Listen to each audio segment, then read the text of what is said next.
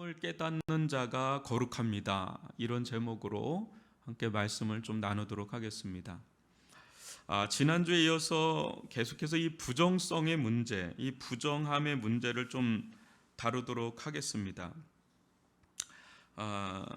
오늘날 어떻습니까? 이 전 세계는 이 코로나로 인해서 점점 더 심한 열병을 앓고 있습니다. 인류는 사스와 또 신종 플루, 메르스를 거치면서 트라우마가 누적되어 있죠.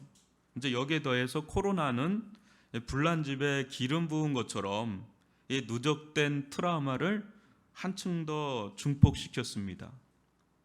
이 알 수 없는 이 미지의 바이러스가 4-5년 주기로 이 반복되는 과정 속에서 세상은 이 가중되는 두려움과 공포에 시름시름 앓고 있습니다. 이 가운데 코로나는 단순히 호흡기 질환만으로 그치지 않고 이 삶의 이 다양한 형태로 전이돼서 여러 문제들을 야기시키고 있습니다. 그중 하나가 이 부정함의 문제가 아닌가 싶습니다. 이 생명을 위협하는 상황이기에 이 문제를 더 심각하게 다루지 않을 수가 없습니다. 지금도 이 부정한 대상을 두고 이 정부 측과 야당 측은 서로 치열한 공방전을 벌이고 있는 것을 보잖아요. 왜 애당초 이 중국으로부터 유입되는 모든 이들에 대한 전면 금지를 하지 않았느냐? 그렇게 한 이스라엘이나 몽골을 봐라, 제로이지 않냐? 이런 얘기가 있고, 또 정부 쪽에서는 다양한 구도 속에서 그렇게 할 수밖에 없었다. 또한 그렇게 해도 유입되는 것을 완전히 차단할 수는 없다. 다른 나라들을, 몇몇 나라들을 봐라. 오히려 중국에서 감염된 우리나라 사람이 전염시킨 것이고 신천지를 통해 지역 확산이 일어난 것 아니냐. 또 이렇게 책임론, 또 심판론까지 나올 정도잖아요. 저는 이런 모습을 보면서 수천 년 전 이 나병 환자를 중심으로 두고 벌어지는 상황이 오늘날도 여전히 존재함을 보게 되었습니다. 하나님께서 다음과 같이 말씀하시는데요. 레위기 13장 44절로 46절을 저와 여러분이 한 절씩 읽어보겠습니다. 이는 나병 환자라 부정하니 제사장이 그를 확실히 부정하다고 할 것은 그 함부가 그 머리에 있음이니라.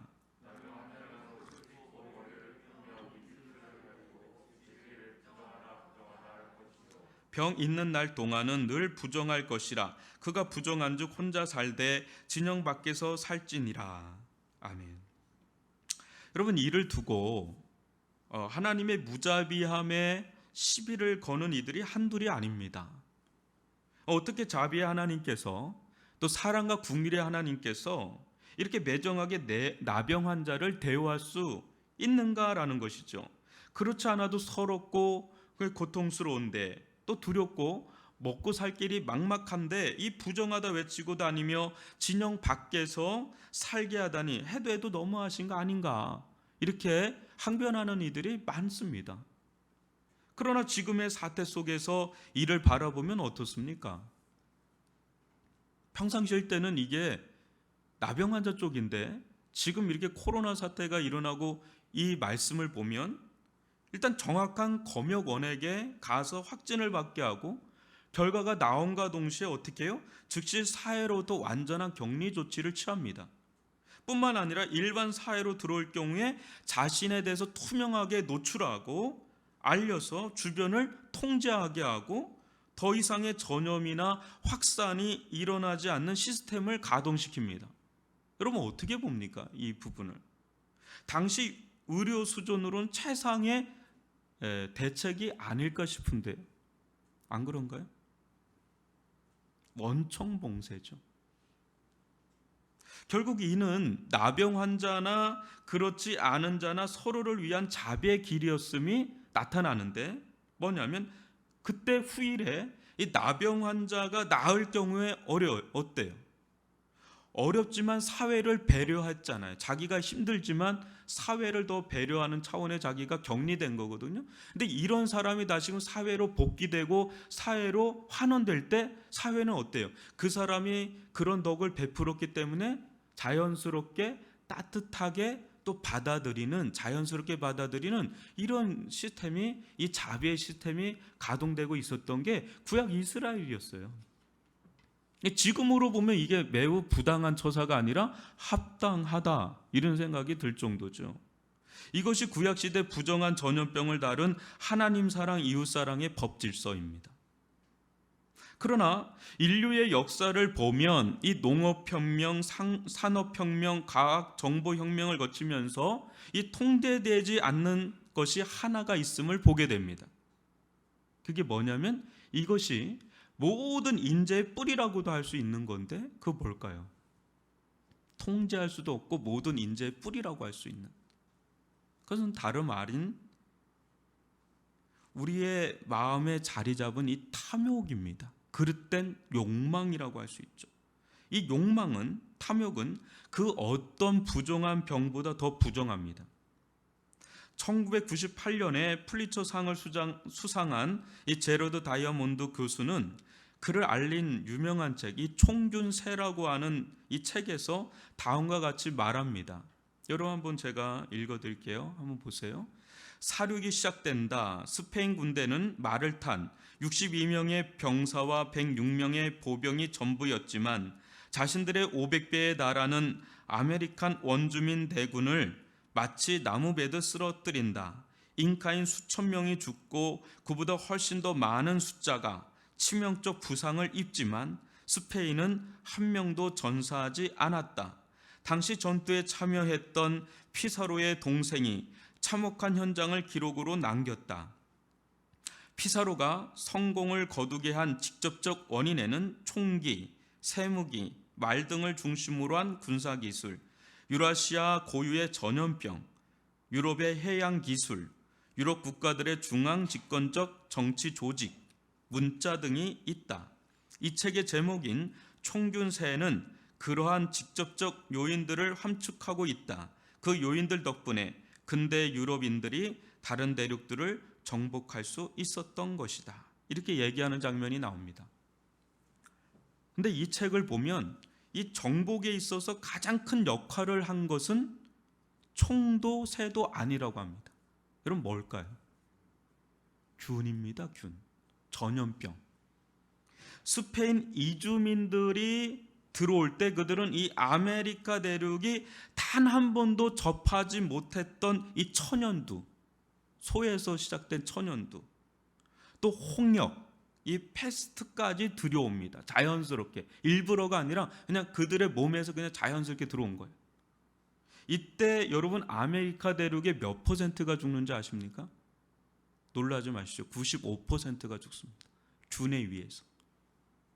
수백 년 전에 이미 유라시아, 유럽과 아시아는 흑사병으로 알려진 이 패스트, 여기 들어오기, 아메리카에 들어오기 전에 유라시아는 이미 수백 년 전에 패스트가 한번 휩쓸고 지나갔어요.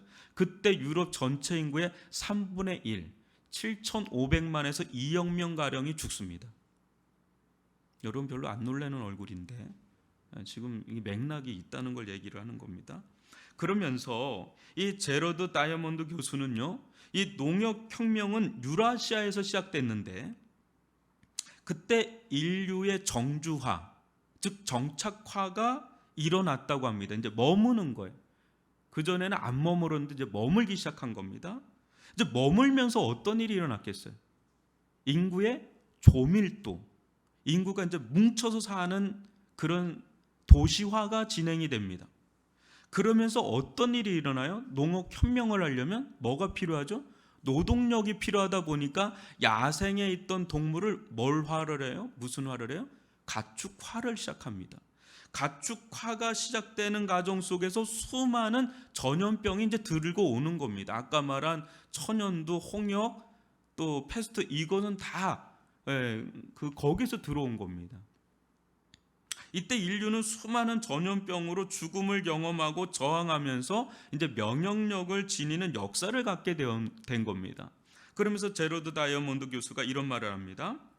이상에서 본 것처럼 정복의 궁극적 원인은 식량 생산과 사회 사이의 경쟁 및 확산이었다.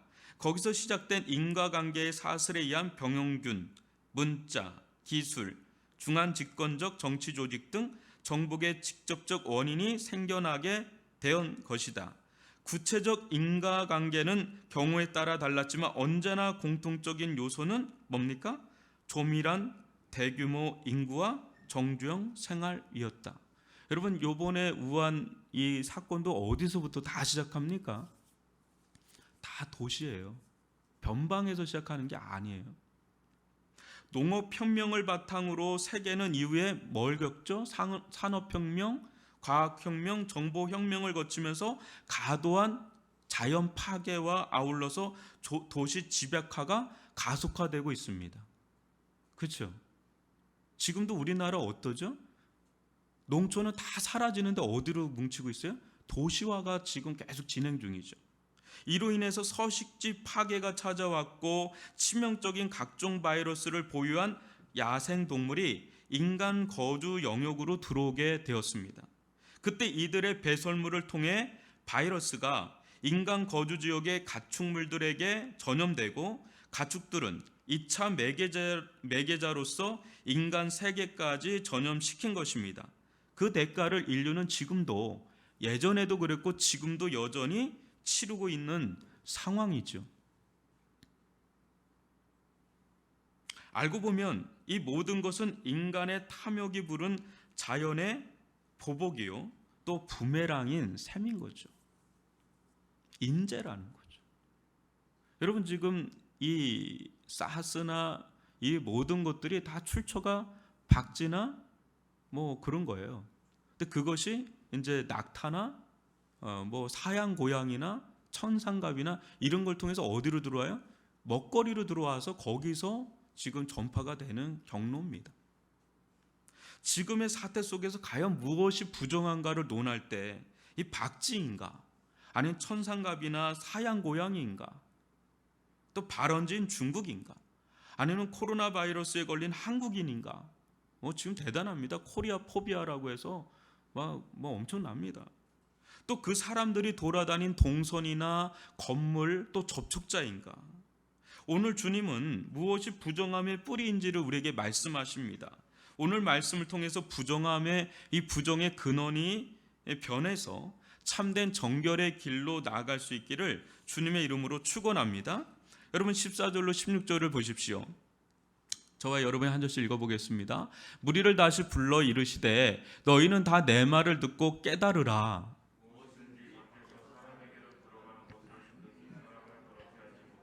사람 안에서 나오는 것이 사람을 더럽게 하는 것이니라 하시고,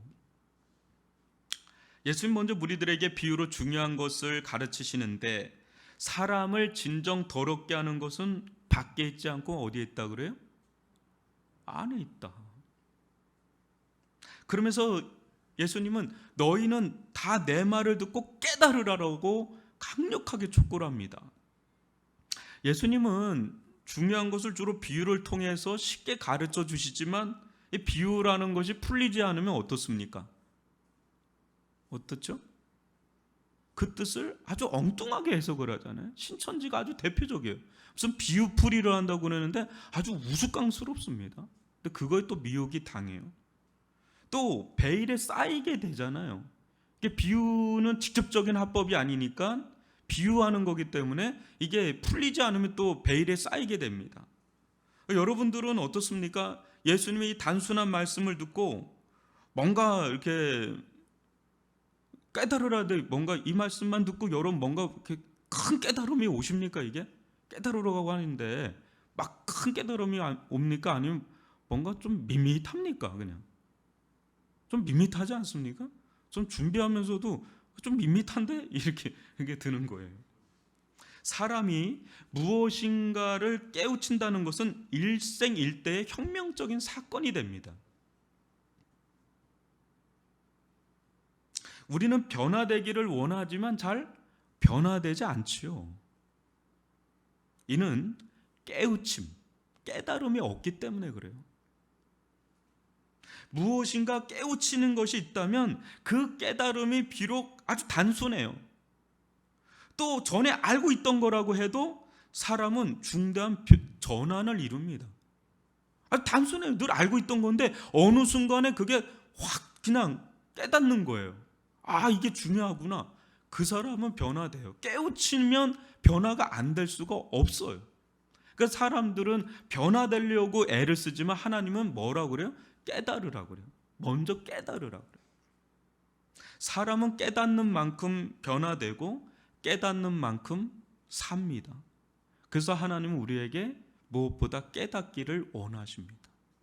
여러분, 깨닫는 은혜가 주어질 수 있기를 바랍니다. 그런데 무리들도 그렇고 제자들도 도통 무슨 말인지 깨닫지 못한 모양입니다. 여러분, 17절로 19절을 저와 여러분이 한 절씩 읽어보겠습니다. 무리를 떠나 집으로 들어가시니 제자들이 그 비유를 묻자온대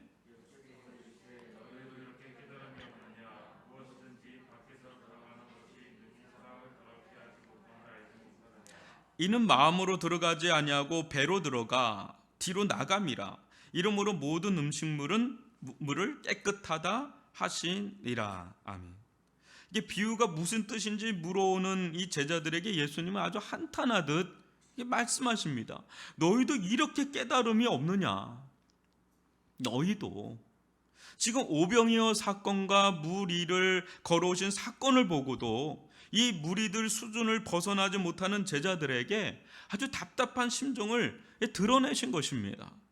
하나를 알면 열을 알기를 원하는 것이 스승일진데 이 하나를 알려주어도 또 열을 알려주어도 깨닫지 못하니 얼마나 답답하시겠습니까? 그러면서 음식물에 대한 새로운 선언을 하시는데 구약 정통에 있던 당시 사회로서는 이 선언은 마치 유대 놀이터에 떨어진 핵폭탄과도 같은 발언입니다. 어떻게 모든 음식물을 깨끗하다 할 수 있는가 말이죠. 우리는 이 말을 들으면 뭐 당연하게 그냥 받아들이지만요, 당시 유대 패러다임 속에 있던 자들에게는 이거는 너무 충격적인 발언인 거죠. 구약 모세오경에는 정한 음식물과 부정한 음식물을 엄격하게 구별해 놓았습니다. 유대인들은 이를 기반으로 온갖 정한과 부정에 관련된 세부적인 어떤 조항과 그런 전통들을 만들었죠. 근데 예수는 그 모든 것을 그냥 전복시켜 버립니다. 모든 음식물은 그 자체로 깨끗한 하나님의 피조물이다 하시는 거예요. 비로소 이제 음식물로 인한 종교적인 억압, 종교적인 틀, 이런 걸로부터 이제 자유로워지는 이제 순간이에요. 그래서 지금 기독교는 음식물에 이렇게 연연하지 않아요. 제사도 이제 폐지됐지만 이제 음식물로부터 이건 정한 음식이니까 먹고 이건 부정한 음식은 못 먹고 이거에 자유로워졌잖아요. 여기서 이제 유대교와 기독교의 이견을 달리하는 지점이 이제 음식물도 그 중에 하나다라는 거. 그러니까 얼마나 우리 편해, 그냥 막 먹잖아요. 근데 박쥐나 이런 거 먹으면 안 돼요. 너무 그 이상한 것까지만 먹으려고 그러면 안 돼요. 존중해줘야 됩니다. 여러분, 이 지난주에도 그랬지만 외식화예요. 외식화, 형식화, 이 종교화가 진행될수록 사람이 어떻게 됩니까? 음식물로 인한 외식이 들어왔거든요. 외식주의, 형식주의가 들어왔는데 이 외식과 형식과 종교화가 진행될수록 사람은 본질을 들여다보기보다는 겉모습, 보여지는 비주얼, 또 외적 형식에 매이게 됩니다. 그러다 더 심해지면 속이 더 이상 겉을 따라갈 수가 없어요. 속의 변화가 겉의 변화를 따라갈 수가 없는 지경에 이르게 된다는 거예요. 외적으로 보여지는 모습에 집착하게 됩니다. 다른 이들이 모르는 진실하지 못한 위선적인 종교적 자아를 형성하게 됩니다. 그러나 여러분, 이런 외식화, 형식화, 종교화가 진행될 때 가장 큰 피해자는 다른 사람이 아니라 자기 자신이에요. 본질을 놓치고 있기 때문에 자신이 어떤 자인지 모른 채 그냥 속는 거죠. 과도한 열성주의, 이 종교적 열성주의자들이 빠질 수 있는 가장 위험한 함정이 외식주의, 형식주의, 종교주의.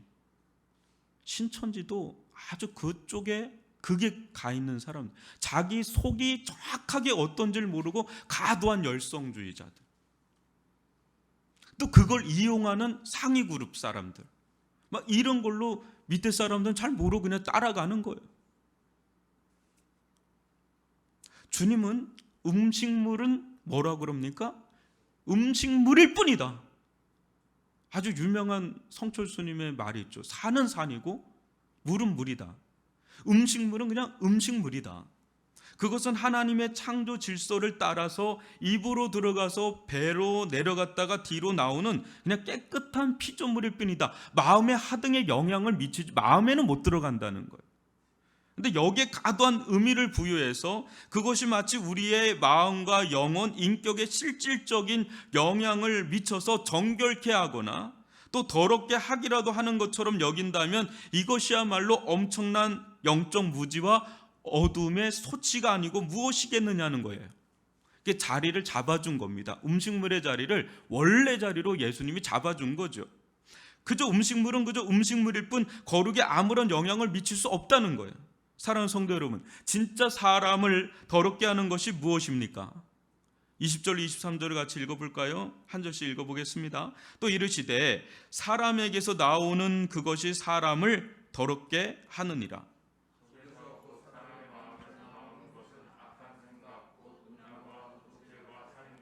간음과 탐욕과 악독과 속임과 음탕과 질투와 비방과 교만과 음해함이니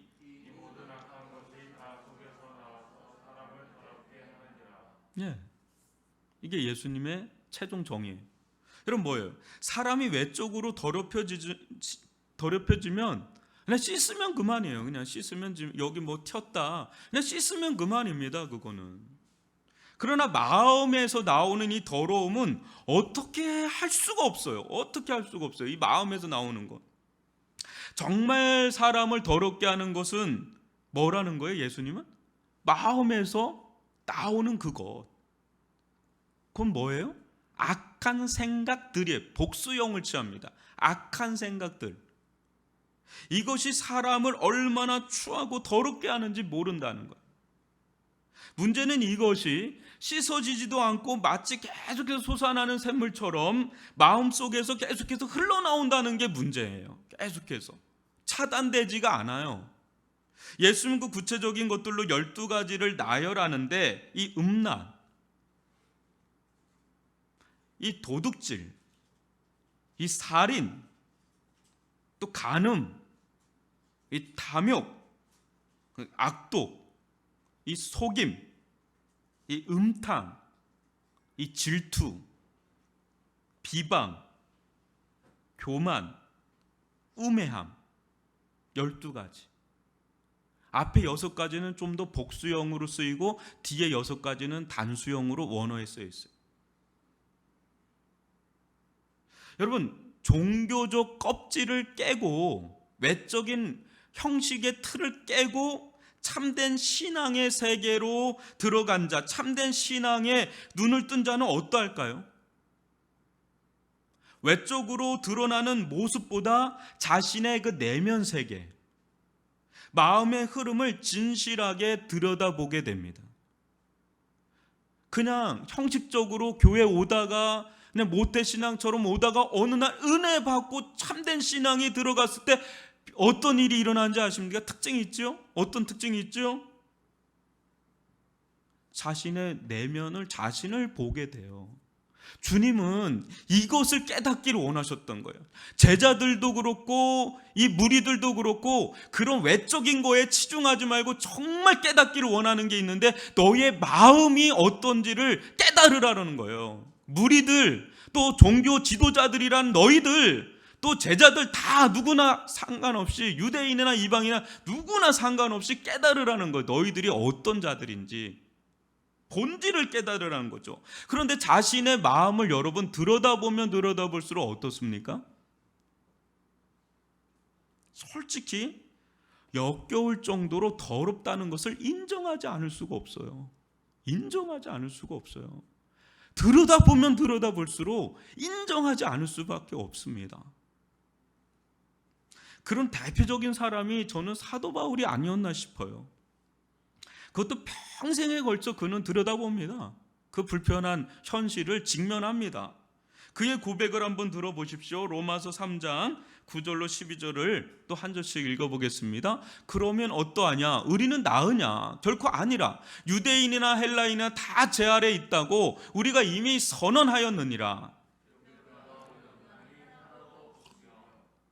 깨닫는 자도 없고 하나님을 찾는 자도 없고.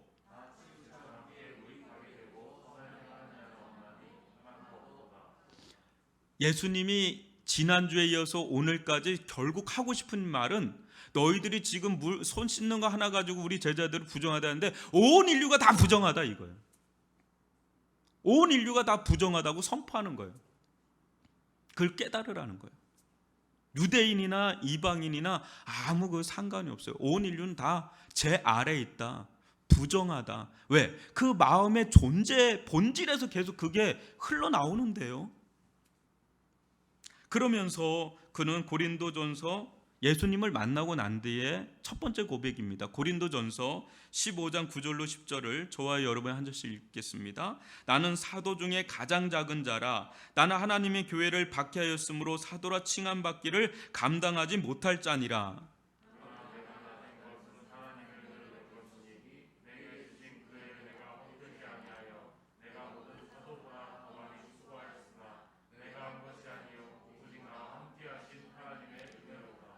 이게 사도가 된 초기예요. 그때 누구하고 비교해서 자기가 가장 작은 자라래요?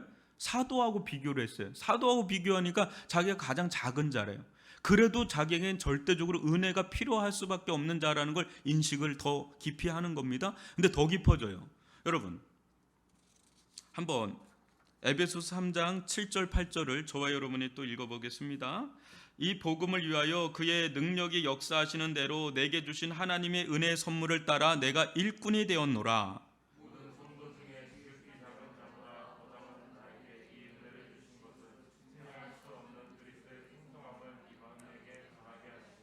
여기서도 은혜를 강조할 수밖에 없는 자신의 실존을 직면하는데 이제 뭐하고 비교를 해서 가장 작은 자라래요? 일반 성도 중에서 자기가 가장 작은, 온 세상 성도 중에 가장 작은 자다, 이런 인식의 깊이로 들어갑니다. 근데 더 나아가서 그의 말기에, 이제 중기를 넘어서 말기에 갔을 때 죽음 직전의 고백을 여러분도 아실 텐데 디모데전서 1장 14절로 15절을 또 교독해 보겠습니다. 우리 주의 은혜가 그리스도 예수 안에 있는 믿음과 사랑과 함께 넘치도록 풍성하였도다.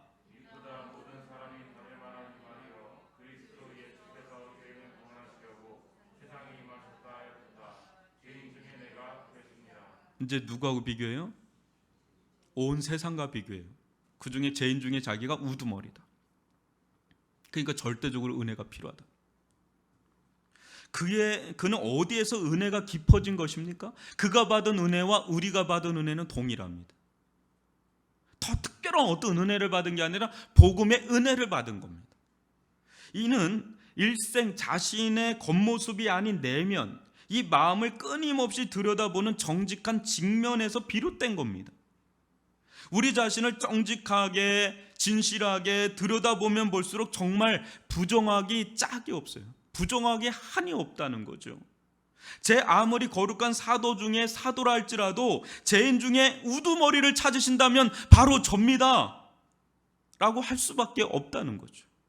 그런 자가 어떻게 자기에게서 소망을 찾을 수 있겠어요? 나는 이런 음식의 규정을 지키고 이런 걸 지키고 이런 걸 지키고 이런 걸 지켜서 나는 스스로 의로와, 이거 어떻게 말할 수 있겠어요? 어분성설이죠. 어떻게 스스로에게서 구원의 여망을 찾을 수가 있겠어요? 이렇게 하면 나는 하나님 백성 되고 나는 구원받을 수 있어. 어떻게 그런 고백을 할 수가 있겠어요? 자신만만하게. 오직 이런 자에게 절실하게 필요한 것은 은혜. 자기 스스로는 도저히 정화할 수 없다는, 깨끗하게 될 수 없다는 이 명백한 깨달음 속에 찾아오는 것은 절대적으로 은혜밖에 없음을 동시적으로 깨닫는 것이지요. 우리에게서는요, 정결함이 없어요. 거룩함이 없어요. 우리에게서 찾을 수 있는 것은 오직 이 부정한 것밖에 없어요. 더러운 것밖에 없단 말이죠. 인정을 하고 싶지 않지만 인정해야 되는 상황이죠. 그러니 그가 왜 그토록 십자가에 달리신 주님만을 의지했는지는 자명해지는 겁니다. 그 길 외에는 절대적 부정에서 절대적 정결로 구원받을 수 없기에 그렇습니다. 이 죄의 코로나를 잡을 수 있는 유일한 백신은 오직 십자가에서 흘리신 보혈밖에 없기 때문에 그렇습니다. 여러분, 고린도전서 2장 2절을 한번 읽어볼까요? 시작. 내가 너희 중에서 예수 그리스도와 그가 십자가에 못 박히신 것 외에는 아무것도 알지 아니하기로 작정하였습니다. 또 히브리서 9장 14절도요. 하물며 영원하신 성령으로 말미암아 흠없는 자기를 하나님께 드린 그리스도의 피가 어찌 너희 양심을 죽은 행실에서 깨끗하게 하고 살아계신 하나님을 섬기게 하지 못하겠느냐. 요한일서 1장 7절도요. 그가 빛 가운데 계신 것 같이 우리도 빛 가운데 행하면 우리가 서로 사귐이 있고 그 아들 예수의 피가 우리를 모든 죄에서 깨끗하게 하실 것이요. 우리를 진실로 정결하게 하고 깨끗하게 할 수 있는 것은 오직 예수 그리스도의 피밖에 없는 줄 믿습니다. 여러분, 오늘날은 두 가지 양상이 두드러지게 나타나는 시대예요. 하나는 그 어느 때보다 외적으로 보여지는 것을 맹렬하게 추구하는 시대입니다. 외적으로 보여주는 비주얼적인 것들, 아주 거기에 그냥 치열하게 맹렬하게 달려갑니다. 어느 누구도 예외 없이. 근데 여러분 그거 아세요? 그 어느 시대보다도요, 내면 세계가 무너지는 시대예요. 그 내면이 무너져서 마음이 무너져서 끙끙 앓고 있는 시대가 또 오늘날이에요. 참 아이러니컬하죠? 정말 사람들은 외적으로 막 인스타그램이나 뭐 보면 얼마나 행복하게 막 사는 것처럼 보여요. 근데 알고 보면 다 우울증 약 먹고 수면제 약 먹고 온갖 정신적인 질환이 이 시대처럼 만연한 때가 없습니다. 이게 어떻게 이 내면의 부실함을 이게 봐야 되죠? 사람들은 가장 심혈을 기울여서 봐야 될 그 내면의 문제를 가장 방치해두고 있다는 증거예요. 이 마음의 리모델링을 안 해요. 마음을 안 들여도 본단 말이죠. 너무 자신만만합니다. 우리의 내면이 얼마나 부실하고 허물지고 더럽고 추한지에 대해서 너무 자신만만한 거죠. 그리고 그걸 커버해요. 아주 다른 세련미로 그걸 커버하려고 하는 거죠. 더럽고 추한 자를 아주 세련되게 자꾸 포장해요. 근데 여실없이 부실공사는 드러날 수밖에 없죠. 세속주의가 되었든 종교주의가 되었든 자신의 마음을 놓칠 때 자신도 잃어버리고 하나님도 잃어버립니다. 이것이 이 시대가 놓인 최고의 비극입니다. 그렇게 외적인 모습에만 치중하게 될 때 내적으로 텅 빈 이 자리를 무엇이 차지하겠습니까? 내가 여기에 신경 쓰는 동안에 이 내면의 텅 빈 자아는 무엇이 차지하겠느냐는 거죠. 온갖 더럽고 추한 자아를 숨긴 채 세련되게 꾸미는 것 외에 무엇이 더 있겠어요? 가정도 이제 무너져요. 외적으로만 보다가 결혼했는데 떨거덕했는데 내면의 부딪힘이 허실함이 드러나니까 그냥 무너져 버리는 가정들이 속출하고 있는 이 시대. 인간의 욕망이 세련되게 표출되어지는 것이야말로 가장 더럽고 추한 부정의 뿌리가 된다는 거예요. 지금 우리나라는 코로나로 홍역을 앓듯 고통하며 신음하고 있습니다. 이때 코로나 그 자체를 욕하는 사람은 없어요. 왜냐하면 그거가 비인격성이라는 걸 알기 때문에. 그죠?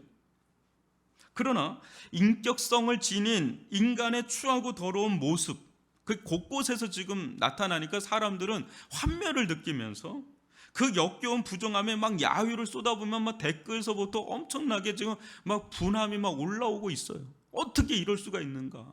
어떻게 이럴 수가 있는가? 막 이렇게 되는 거죠.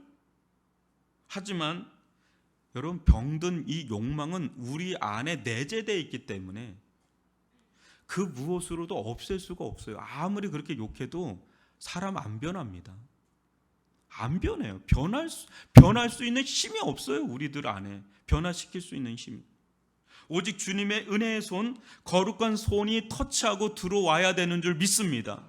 외부의 개입이 있어야 된다는 말입니다. 이 시기는 위중한 시기지만 오히려 이 나라와 민족, 조국교회의 열방 가운데 온갖 더러움이 떠나가고 주님의 보혈의 손으로 덮여지고 깨끗해지는 기이하고도 놀라운 정화의 시간, 정결의 시간, 거룩한 시간이 되기를 주님의 이름으로 축원합니다. 저는 또 다르게 하나님의 손길 속에서 이 세계 열방과 우리 모든 이 지역과 나라와 또 종교 또 교회 또 다르게 하나님은 정화의 시간을 갖고 계시는 게 아닌가, 거룩의 시간을 지내게 하시는 건 아닌가라는 생각을 조심스럽게 해봅니다. 우리를 돌아보고 우리의 마음의 뿌리에서 온갖 더러움이 실은 나타난다는 것을 부정하지 맙시다. 인간의 인재와 죄라는 걸 부정하지 맙시다. 이것을 우리가 회개하는 마음으로 또 세계 열방을 향해 중보하는 마음으로 오직 예수 그리스도 외에는 답이 없다는 것을 알고 그분의 십자가만을 의지하며 나아가는 저와 여러분이 되기를 주님의 이름으로 축원합니다. 기도하겠습니다. 사랑의 하나님 아버지,